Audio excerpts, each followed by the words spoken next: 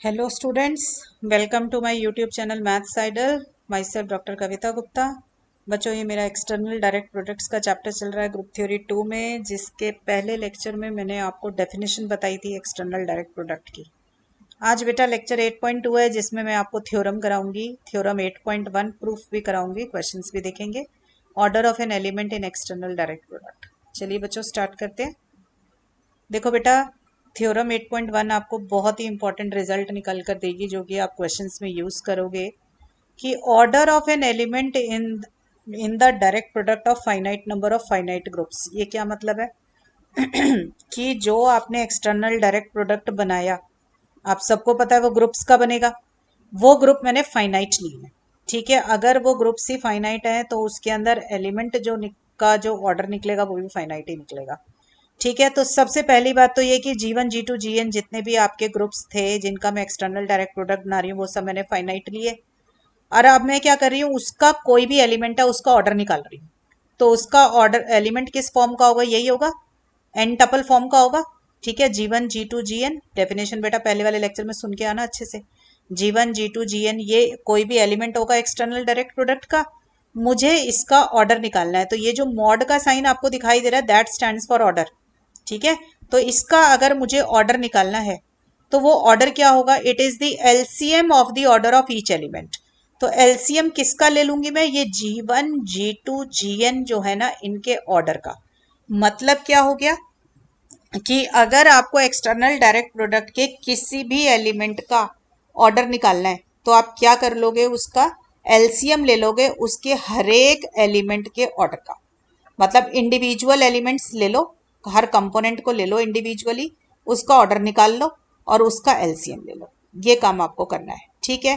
पहले तो इसको बहुत अच्छे से लर्न कर लें फॉर्मूले को, फिर मैं क्वेश्चंस में अप्लाई करना भी सिखा दूंगी और मैं यहाँ पे इसको प्रूफ भी करा देती हूँ। तो बेटा सबसे पहले तो मैं दो कंपोनेंट वाला जो ग्रुप होता है ना, उसी का करवा दूं आपको। तो देखो, मैंने अगर सपोज G1 प्लस G2 कोई ग्रुप ले रखा था, उसका एक्सटर्नल डायरेक्ट प्रोडक्ट का ग्रुप ले लिया मैंने G1 प्लस G2, तो उसका कोई भी एलिमेंट ऑर्डर्ड पेयर होगा G1 कॉमा G2। अगर मुझे इसका ऑर्डर निकालना है तो मैं कह रही हूँ कि इसका ऑर्डर क्या आएगा? एलसीएम ऑफ ऑर्डर G1 और एलसीएम ऑर्डर G2, ठीक है। तो ऑर्डर G1 और ऑर्डर G2 का एलसीएम लेना है। क्लियर हो गई बच्चों बात? तो मैंने कहा सपोज कर लो ऑर्डर ऑफ G1 M है। देखो, स्मॉल G1 आया है कैपिटल G1 से और कैपिटल G1 फाइनाइट है, तो स्मॉल G1 का जो ऑर्डर निकलेगा वो फाइनाइट ही निकलेगा। तो सपोज कर लो उसका ऑर्डर M है। तो ऑर्डर की डेफिनेशन क्या कहती है? It is the least positive integer, ठीक है, such that G1 to the power M is E। This is the definition of order. ऐसे ही बेटा ऑर्डर ऑफ G2 मैंने ले लिया N।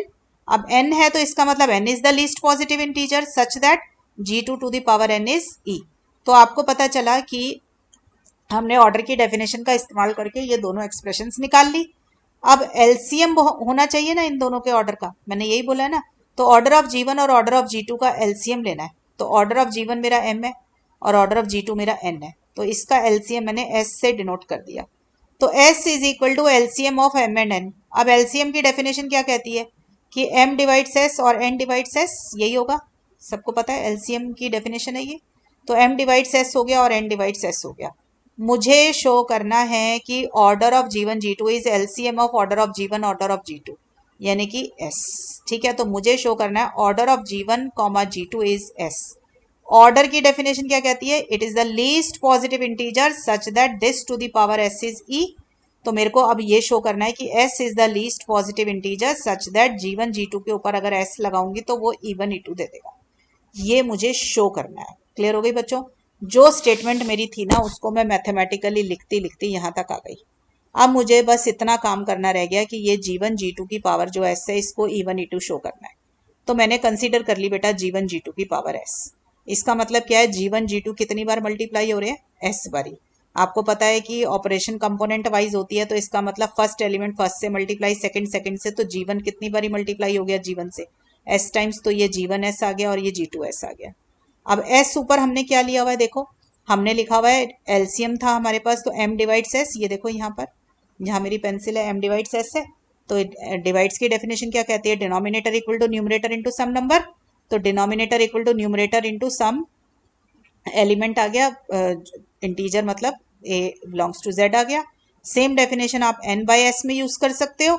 Denominator equal to numerator into some integer, वो भी आ गया आपके पास। ये एस की डेफिनेशन जो है यहाँ पर इस्तेमाल कीजिए, G1 के लिए M में और G2 के लिए NB कर लीजिए, क्योंकि जो चीज N से आई उसको N के पास रखो, जो M से आई उसको M के पास रखो। अब इसमें G1 और M को इकट्ठा कर लिया, A को बाहर कर दिया, और इधर G2 NB में G2 और N को अंदर कर लिया, M को बाहर कर दिया, B को बाहर कर दिया। सबको पता है M ऑर्डर था G1 का, तो G1 M equal to E1 था। ये देखो सब बच्चे यहाँ देखो, G1 M equal to E और G2 N equal to E।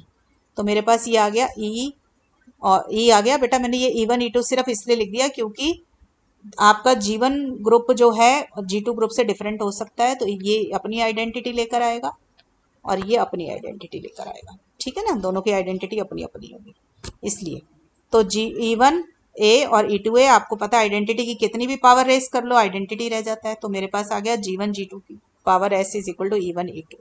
मैंने पावर तो शो कर दी, बट मैंने अभी तक ये नहीं शो किया कि ये लीस्ट है। S should be least to cover the definition of order. तो अब मुझे सिर्फ इतना प्रूफ करना रह गया कि S जो है लीस्ट है। अगर आपको याद हो तो जितनी ग्रुप थ्योरी मैंने आपको पढ़ाई है, मैंने हमेशा आपको बताया कि ऐसे लीस्ट शो करना है तो आप ले लो कि एक और नंबर है जो ऐसे सेटिस्फाई करता है, फिर मैं शो कर दूंगी कि S less than equal to T है। तो हमने कहा कि सपोज कर लो एक और इंटीजर है T आपके पास, such that G1 G2 to the power T is E1 E2, और ऊपर S का तो मैं शो कर ही चुकी हूँ। मुझे शो करना है S लीस्ट है जो इस डेफिनेशन को सेटिस्फाई करे, तो मैं शो कर दूंगी S less than equal to T। तो बेटा जो मैंने लिया पहले मैंने उसको कंसीडर कर लिया, G1 G2 to the power T is E1 E2, ठीक है। अब इस T को अंदर ले गए, ठीक है। कैसे ले जाते हैं अंदर कि G1 G2 इसका मतलब T बारी मल्टीप्लाई हो रहा है, तो पहला एलिमेंट पहले से, दूसरा दूसरे से होगा, ठीक है। तो ऐसे G1 अपने आप से T टाइम्स मल्टीप्लाई होगा तो G1 की पावर T आ जाएगा, ठीक है। अब कंपोनेंट वाइज है, दो कंपोनेंट बराबर तब होंगे जब each component is equal to each corresponding component. तो G1 T भी E1 आ गया, G2 T भी E1 आ गया।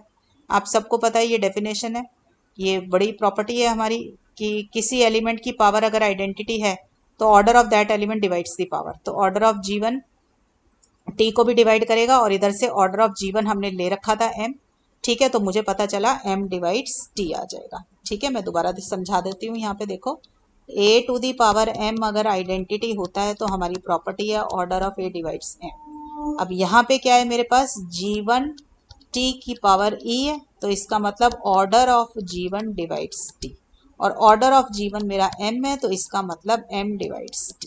क्लियर हो गया, ठीक है। अप्लाई कर दिया इसको मैंने ऑन G1 T, ठीक है। क्लियर हो गया बच्चों। सेम तरीके से बेटा ऑर्डर ऑफ G2 की प्रॉपर्टी यूज करो। ऑर्डर ऑफ G2 N है तो G2 T E है, तो order of G2 divides T होगा तो N डिवाइड्स T आ जाएगा। अब 1 और 2 में मैंने आपको बताया कि अगर न्यूमरेटर वाला नंबर डिनोमिनेटर में सेम नंबर को डिवाइड करे तो उनका एलसीएम डिवाइड करता है, ठीक है ना। तो LCM of M and N divides T। LCM M और N का क्या है S, तो S डिवाइड्स T आ गया। अब आपको पता है डिवाइड में हमेशा ऊपर वाला नंबर छोटा और नीचे वाला बड़ा होगा तभी डिवाइड होगा, ठीक है ना। तो S less than equal to T आ गया। तो यही मुझे प्रूफ करना था कि ये लीस्ट है, तो इसका मतलब मेरा जो पार्ट मैंने प्रूफ करना था वो मैंने कर दिया। पर ये सारा काम मैंने किसके ऊपर किया, सिर्फ दो एलिमेंट के ऊपर किया है, ठीक है ना। तो दो एलिमेंट मतलब ऑर्डर्ड पेयर के ऊपर किया है। सेम इसी प्रूफ को आप एक्सटेंड कर दीजिए n कंपोनेंट्स के ऊपर, बहुत सिमिलर तरीके से ही हो जाएगा। तो मैंने n कंपोनेंट का ले लिया आपकी बारी G1 G2 Gn, ठीक है। तो इसमें बिल्कुल सेम जैसे ऊपर आप करते आए हो वही करेंगे कि सपोज कर लो ऑर्डर ऑफ Gi Mi है और k इनका एलसीएम है, k is LCM of M1 M2 Mn। मुझे शो करना है कि order of G1 G2 Gn k होगा, ठीक है। तो देखो आपको क्या शो करना है, इसका मतलब order of G1 G2 Gn k है कि इसकी पावर जब k रेस करेंगे तो आइडेंटिटी आना चाहिए और k शुड बी लीस्ट, ठीक है। तो G1 G2 Gn की पावर k मैंने रेस कर ली, ठीक है। तो G1 k plus G2 k और ये Gn k तक आ गया। अब G1 k क्या है, आइडेंटिटी, G2 k आइडेंटिटी। मैंने यहाँ पे एक्सप्लेन भी कर दिया है कि कैसे है। ये देखो ऑर्डर ऑफ Gi Mi है, तो Gi की पावर Mi रेस करेंगे तो Ei आ जाएगा। अब बट k तो एलसीएम था, तो एलसीएम था तो ईच फैक्टर को डिवाइड करेगा ये, तो Mi को डिवाइड करा k ने, जैसे ऊपर किया था आपने। तो k हो जाएगा MIT, तो Gi k क्या हो जाएगा Gi इंटू MIT, ठीक है बच्चों। यहाँ पे देखो, और फिर Mi को अंदर कर लिया, t को बाहर कर दिया। अब Gi Mi Ei है तो EIT की इक्वल टू Ei आ गया, ठीक है बच्चों। तो जैसे आपने 2 के लिए किया था बस आपने उसकी जगह पे I लगा दिया, क्लियर। अब मुझे शो करना है कि k लीस्ट है, लीस्ट शो करना है तो फिर वही काम करेंगे, किसी और एलिमेंट को कहेंगे कि ये भी इसको सेटिस्फाई करता है, फिर शो कर देंगे S is less than equal to k। तो हमने G1 G2 Gn की पावर S रेज करके लिखा कि ये E1 E2 En के बराबर है। अब मैं शो कर दूंगी S is less than equal to K। तो बेटा पहले इसको खोल लिया तो ये G1S G2S GNS आ गया। अब ईच कंपोनेंट को बराबर कर दिया तो पहला कंपोनेंट पहले को बराबर करेगा सेकंड से बराबर, तो G1S E1 आ गया, G2S E2 आ गया, GNS En आ गया। ठीक है बच्चों, फिर वही बात कि जब किसी एलिमेंट की पावर आइडेंटिटी आ जाए तो वो उस एलिमेंट का ऑर्डर उस पावर को डिवाइड करता है, तो वही काम करेंगे। तो order of G1 must divide S। Order of G1 क्या है M1, तो M1 करेगा S को डिवाइड, ऐसे ही M2 कर देगा, ऐसे ही M3 कर देगा। जब ये सारे डिवाइड कर रहे होंगे तो इनका एलसीएम भी डिवाइड करेगा। एलसीएम था मेरा K, तो K भी डिवाइड करेगा इसको। और डिवाइड जब कर रहे होते हैं तो हमें पता है numerator is always less than denominator, ठीक है ना। तो न्यूमरेटर लेस देन डिनोमिनेटर आ गया, तो मुझे पता चला कि ये लीस्ट था तो ये ऑर्डर बन जाएगा। ठीक है, तो यही बात बेटा मेरे को इस क्वेश्चन में प्रूफ करनी थी थ्योरम में, तो मेरी थ्योरम प्रूफ हो गई। अब इसको सबसे ज्यादा जरूरी है कि ये क्वेश्चंस में आपको अप्लाई करनी आती हो। तो लेट अस सी क्या करना है बेटा। एग्जाम्पल 2 है बेटा बुक का, find the order of each element of Z2 plus Z3। तो सबसे पहले तो Z2 के एलिमेंट देख लो, Z3 के देख लो, फिर उनके एक्सटर्नल डायरेक्ट प्रोडक्ट के एलिमेंट देख लो। तो बेटा Z2 है मेरा 0 1, सबको पता है, और इसकी ऑपरेशन है मॉड्यूलो 2। ऐसे ही Z3 के एलिमेंट है 0 1 2 और इसकी ऑपरेशन है मॉड्यूलो 3। ठीक है, तो अब Z2 प्लस Z3 क्या हो जाएगा बेटा मेरा, आपको पता है सारे कॉम्बिनेशन बनाओगे आप, तो Z2 से शुरू हो जाओ बेटा, 0 उठाया, 0 को Z3 के हर एलिमेंट के साथ पेयर बना दो, तो 0 0 0 1 0 2। फिर 1 उठाओ Z2 से, 1 के सारे पेयर बना दो 0 1 2 के साथ, तो 1 0 1 1 1 2 आ गया। तो आप देख भी सकते हो कि Z2 के पास 2 एलिमेंट है, Z3 के पास 3 है, तो इसके एक्सटर्नल डायरेक्ट प्रोडक्ट में कितने एलिमेंट आएंगे, 2 3 जा 6, तो 6 एलिमेंट आने चाहिए, जो मेरे 6 एलिमेंट आ गए। अब बेटा मुझे करना क्या है, मुझे हर एक एलिमेंट का ऑर्डर निकालना है। मतलब ये जो मेरे पास 6 एलिमेंट आए हैं एक्सटर्नल डायरेक्ट प्रोडक्ट में, इनका मेरे को ऑर्डर निकालना है। तो अब ऊपर वाली थ्योरम को इस्तेमाल करके हम इसका ऑर्डर निकालेंगे। तो देखो बेटा, ऑर्डर ऑफ 0 0 क्या होगा, LCM of order of each element. तो ऑर्डर ऑफ 0 और ऑर्डर ऑफ 0, आप सबको पता है 0 तो आइडेंटिटी है इन दोनों ग्रुप्स की, तो आइडेंटिटी का ऑर्डर 1, तो all LCM of 1 and 1 is 1। ऐसे बेटा अब ऑर्डर निकालना है 0 1 का, तो ये क्या होगा, एलसीएम ऑफ पहले वाला एलिमेंट और फिर दूसरे वाला। ये याद रखना, पहला एलिमेंट पहले ग्रुप से आ रहा है, दूसरा कंपोनेंट दूसरे ग्रुप से आ रहा है। तो 0 आया Z2 से और 1 आया Z3 से, तो 0 का ऑर्डर तो ढूंढेंगे Z2 के अंदर और इस वाले 1 का ऑर्डर ढूंढेंगे Z3 के अंदर। तो बेटा 0 का ऑर्डर Z2 के अंदर, तो क्योंकि आइडेंटिटी है तो 1 है, और 1 का ऑर्डर Z3 के अंदर क्या है आपका, 3 है। ठीक है, तो एलसीएम ऑफ 1 एंड 3 क्या आ गया, 3 आ गया। ऐसे बेटा 0 2 का ऑर्डर निकालना है, तो 0 का ऑर्डर Z2 में ढूंढिए और 2 का ऑर्डर Z3 में ढूंढिए और उसका एलसीएम ले लो। ठीक है, तो आपका ये आ जाएगा एलसीएम ऑफ 1 3 3। बाकी के एलिमेंट भी बेटा मैंने ऐसे किए हैं, कोई भी एक एलिमेंट और देख लो। चलो लास्ट वाला देखते हैं, 1 2 है, तो 1 का ऑर्डर ढूंढेंगे Z2 में और 2 का ऑर्डर ढूंढेंगे Z3 में। तो 1 का ऑर्डर बेटा Z2 के अंदर क्या आ जाएगा आपका, 2, और ऑर्डर ऑफ 2 इन Z3 क्या आ जाएगा आपके पास, 3। तो ये क्या आ जाएगा, LCM of 2 and 3 is 6। Clear हो गया बच्चों सबको, सबको आते हैं ऑर्डर्स निकालने। कोई बच्चा ऑर्डर ऑफ द एलिमेंट या ऑर्डर ऑफ द ग्रुप कुछ भी निकालना भूल गया है तो बड़े स्टैंडर्ड ग्रुप्स थे ये, Z2 Z3 हमारा ग्रुप थ्योरी 1 की जो सीरीज है उसके अंदर प्लेलिस्ट के अंदर ऑर्डर का पूरा लेक्चर है काफी सारे, उसमें से देख के याद कर लेना। ठीक है, अब देखिए what is the order of Z2 plus Z3, ये तो मैं ऑलरेडी आपको बता चुकी हूँ कि एक्सटर्नल डायरेक्ट प्रोडक्ट ग्रुप का जो ऑर्डर होता है वो ऑर्डर ऑफ Z2 और ऑर्डर ऑफ Z3 दोनों का ऑर्डर मल्टीप्लाई, मतलब multiplication of the order of each component. ठीक है, तो ऑर्डर ऑफ Z2 2 है, ऑर्डर ऑफ Z3 3 है, तो 2 3 जा 6, आपने देखा भी कि 6 एलिमेंट आ रहे हैं। अब बात आती है बेटा कि क्या Z2 प्लस Z3 साइक्लिक होगा। देखो Z2 प्लस Z3 का ऑर्डर कितना है, 6। अगर Z2 प्लस Z3 में एक भी एलिमेंट ऐसा है जिसका ऑर्डर 6 है तो ये साइक्लिक बन जाएगा, अदरवाइज नहीं बनेगा। यही होता है साइक्लिक बनाने का तरीका, क्योंकि आपको पता है order of the element is equal to order of the generator. ठीक है, मतलब order of the cyclic group is equal to order of the generator है। तो इसीलिए हमें इसका जनरेटर ढूंढने के लिए क्या करना पड़ेगा, Z2 प्लस Z3 का जब ऑर्डर 6 है तो एक एलिमेंट ऐसा ढूंढ लो जिसका ऑर्डर 6 हो। अगर मिल गया तो साइक्लिक है, नहीं मिला तो साइक्लिक नहीं है। अभी आपने Z2 प्लस Z3 के हर एक एलिमेंट का ऑर्डर ऊपर निकाला, तो उसमें आपने देखा कि 1 1 का जो ऑर्डर है वो 6 है। तो इसका मतलब मुझे तो एक ऐसा एलिमेंट मिल गया जिसका ऑर्डर 6 है। ठीक है, तो हम देख सकते हैं Z2 प्लस Z3 साइक्लिक हो जाएगा। और अगर देखना भी चाहते हो कि किस तरीके से साइक्लिक है, तो साइक्लिक का क्या मतलब होता है कि x belongs to G such that x to the power n equal to identity, और अगर एडिटिव नोटेशन है तो n इंटू जो एलिमेंट होगा that is equal to identity. ठीक है, तो आप देख सकते हो कि क्या ये सेटिस्फाई कर रहा है। तो देखो n तो z के अंदर है, तो n की मैंने वैल्यूज डाली 1 2 3 4 5 6। तो आप देखो 6 को 1 1 से जब मल्टीप्लाई करते हैं तो ये क्या बनेगा, 6 इन Z2 और 6 इन Z3 विच इज 0 0। तो 1 1 से ये जो होगा मतलब 6 इसका ऑर्डर बन गया ना। ठीक है, यहाँ पर तो 6 से ये सारे एलिमेंट आपके जनरेट हो गए, मतलब 1 1 से सारे एलिमेंट जनरेट हो गए। मैं दोबारा एक्सप्लेन करके दिखा देती हूँ। मैं यहाँ पर ये जो लिखा है इसमें मैं क्या शो करना चाहती हूँ कि yes this 1 1 can generate the whole group Z2 plus Z3। कैसे, आप 1 1 के सारे मल्टीपल्स ले लेके देख लिए मेरे क्या आ रहे हैं। देखो 1 1 को जब 1 से किया तो 1 आया, 1 1 आ गया। 1 1 को जब 2 से किया तो मेरा एलिमेंट बना 0 2 which is an element of Z2 plus Z3। 3 से किया तो 1 0 आ गया, 4 से किया तो 0 1। ये सारे एलिमेंट किसके आ गए, Z2 प्लस Z3 के। इसका मतलब Z2 प्लस Z3 का हर एलिमेंट 1 1 से जनरेट किया जा सकता है, इसलिए Z2 plus Z3 cyclic group बन गया। क्लियर है। नेक्स्ट देखो, विल Z2 प्लस Z3 भी आइसोमॉर्फिक टू D3 और एंड D6, ये है कॉमा 2D6, दोनों से पूछा है। उसने कहा है आप बताइए कि Z2 प्लस Z3 D3 से आइसोमॉर्फिक होगा या Z6 से आइसोमॉर्फिक होगा। ठीक है, तो आप थोड़ा सा जरा ध्यान रिकॉल करें अपनी पुरानी ग्रुप थ्योरी जो आपने पढ़ी हुई है। तो Z2 प्लस Z3 का ऑर्डर कितना आया, यहाँ पे 6 आया ना। आपको पता है कि कोई भी ग्रुप ऑफ ऑर्डर 2p मतलब p is a odd prime. तो ऑर्डर 2p फॉर्म का कोई भी अगर ग्रुप होता है तो या तो वो dp से आइसोमॉर्फिक होता है, ठीक है, या फिर वो Z2p से आइसोमॉर्फिक होता है।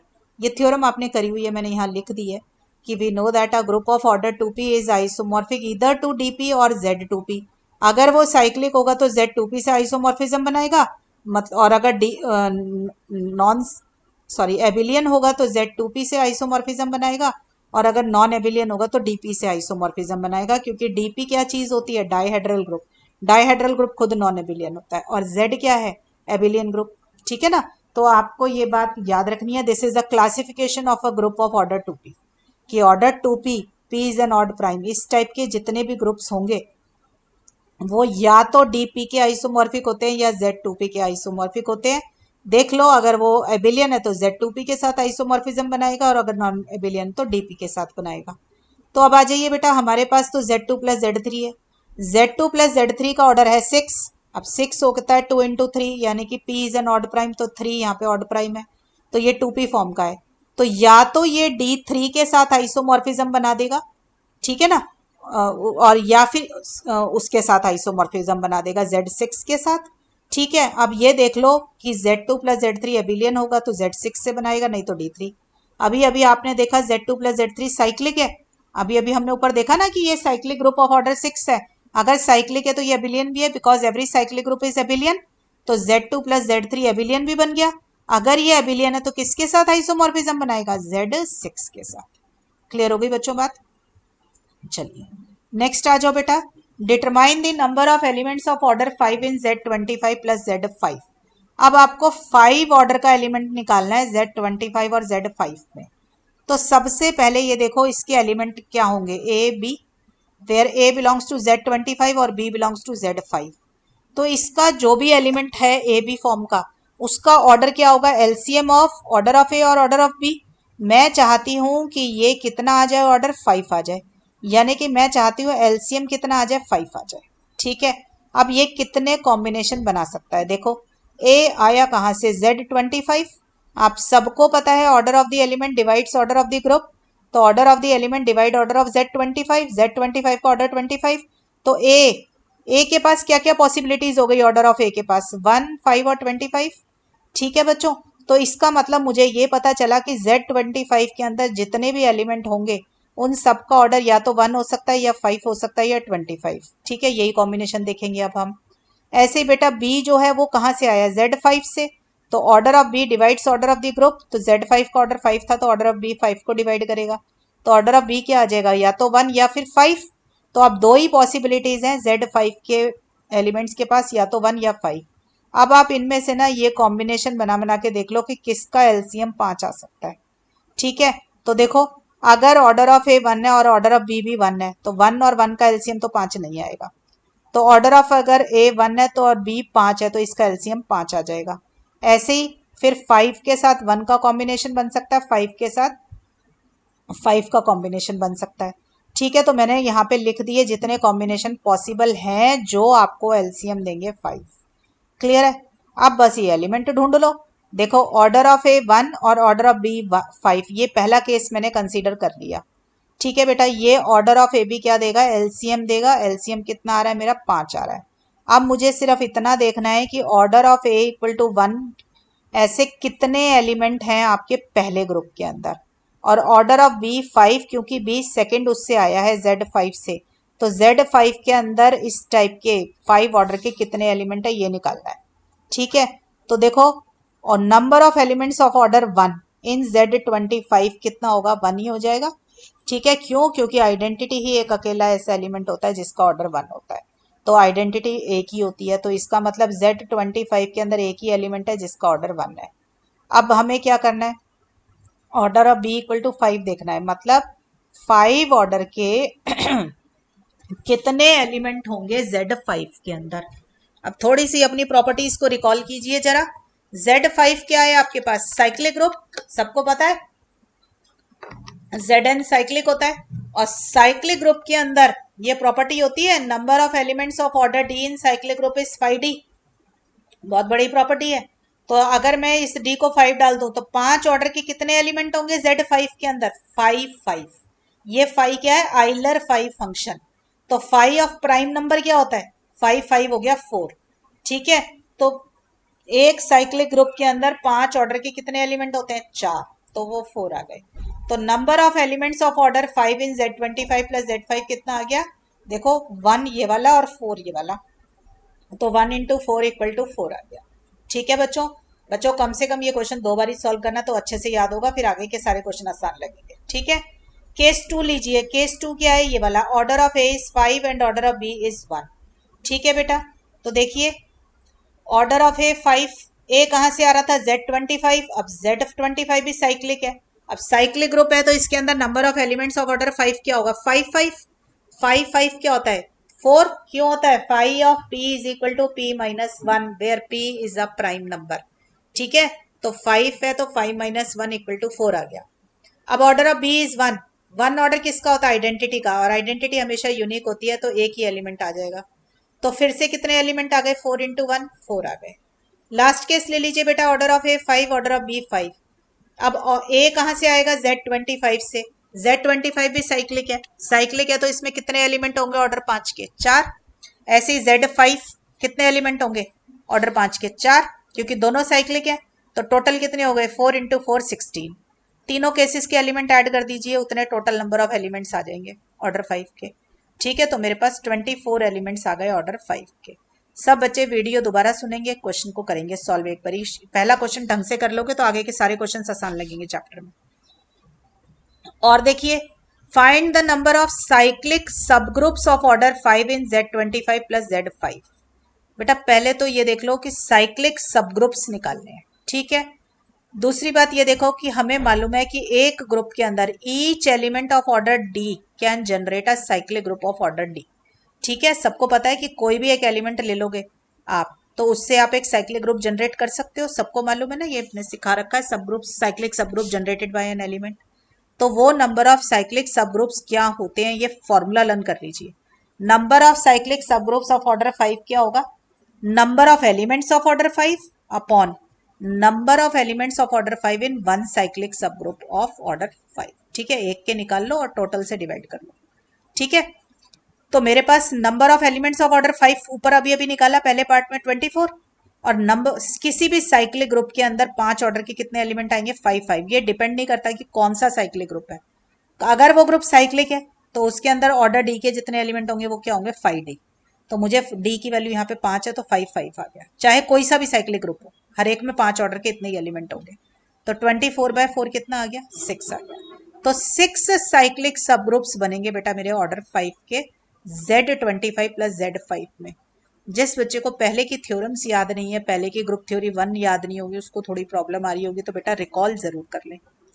ठीक है, अब देखो यहाँ पर एक और एग्जाम्पल है, ये एग्जाम्पल 5 है। Find the number of cyclic sub groups of order 10 in Z100 plus Z25। मैंने अभी अभी फॉर्मूला लर्न करा दिया आपको।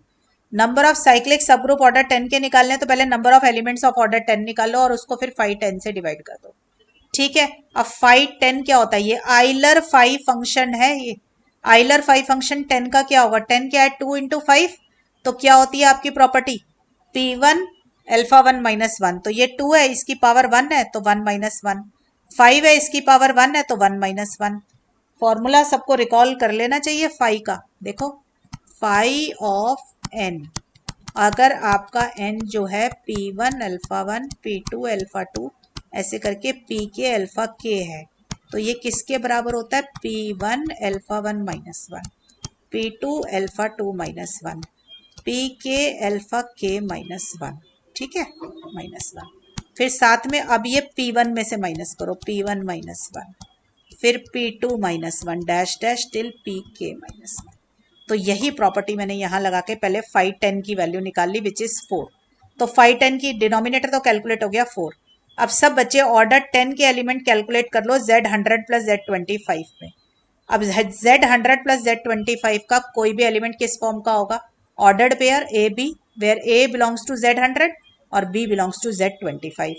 ठीक है, अब इसका ऑर्डर मुझे 10 चाहिए, इसका ऑर्डर क्या होगा, LCM, LCM of A, order of A और ऑर्डर ऑफ बी, तो ये चाहिए। अब ये क्या काम करना है आपको, ये देखना है ये किस तरीके से 10 ऑर्डर बनेगा। फिर वही काम जो ऊपर वाले क्वेश्चन में कराया था। ए आया कहाँ से, Z100 से, तो ऑर्डर ऑफ ए डिवाइड्स करेगा Z100 के ऑर्डर को, Z100 का ऑर्डर क्या है 100, तो ऑर्डर ऑफ ए डिवाइड करेगा 100 को। तो जितनी पॉसिबिलिटी सारी लिख लेना। ऐसे ही ऑर्डर ऑफ बी डिवाइड करेगा 25 को, तो ऑर्डर ऑफ बी की भी सारी प्रॉपर्टीज लिख देना। पॉसिबिलिटीज कितनी है, अब इनमें से एलसीएम 10 कैसे मिल सकता है, देखिए एक तो इधर 1 हो, इधर 10 हो, इधर 10 हो, इधर 1 हो, 2 और 5। ठीक है ना, तो जितने भी केसेस पॉसिबल थे मैंने यहाँ पर लिख दिए। ठीक है, जो भी ये केसेस पॉसिबल हैं देख सकते हो सब बच्चे, एलसीएम किस तरीके से 10 आ सकता है। बस अब एक एक केस कंसीडर करते जाओ और एलिमेंट ढूंढते जाओ।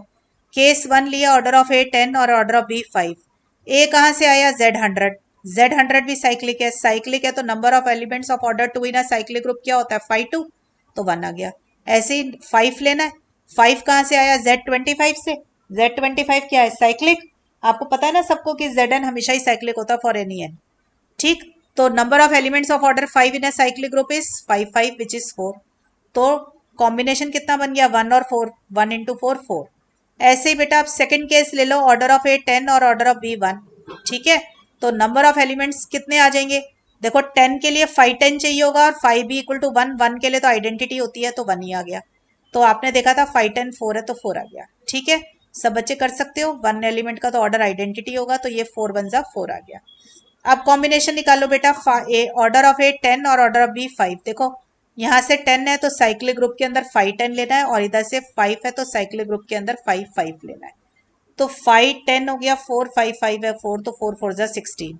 तो टोटल एलिमेंट कितने आ गए 24। ठीक है, तो number of elements of order 10 कितने आ जाएंगे, फॉर्मूला बना दिया है आपका कि ऊपर नंबर ऑफ एलिमेंट्स लिखो, नीचे 5 10, तो ये 6 आ गया। ठीक है बेटा, आज के लेक्चर में जो कुछ भी कराया उसको कंक्लूड कर देते हैं। आप जरा देखो, रिमेंबर करना है आपको, याद रखनी है ये बात कि order of any element of the external direct product is LCM of the order of each element.